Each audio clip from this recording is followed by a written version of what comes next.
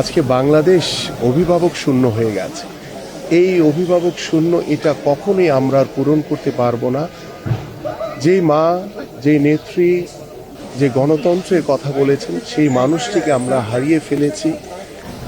আমাদের এই ক্ষতি এটা কখনোই আমরা পূরণ করতে পারবো না। আমার যে স্মৃতিচারণ, সেই স্মৃতিচারণ আমি দু একটি বিষয় বলতে চাই আপনাদের সামনে।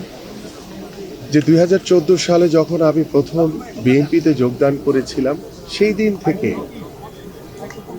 তিনি আমাকে বলেছিলেন যে তোমাকে আমাদের এই অফিসে দেখেছি, সবাই খুব পছন্দ করে, তুমি প্রতিদিন অফিসে আসবা, সবার সাথে কথা বলবা, সকল কর্মসূচিতে অংশগ্রহণ করবা।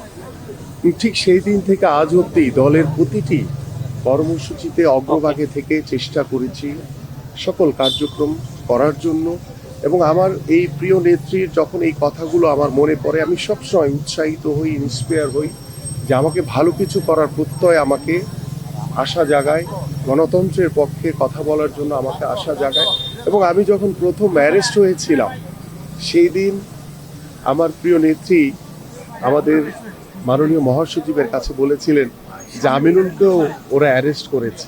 যখন দীর্ঘ 1 মাস পরে আমি জেল থেকে বের হয়ে আমাদের প্রিয় নেত্রীর সাথে দেখা করেছিলাম, সেদিন আমাকে বলেছিলেন যে আমিনুল আজকে পরিপূর্ণ রাজনীতিবিদ।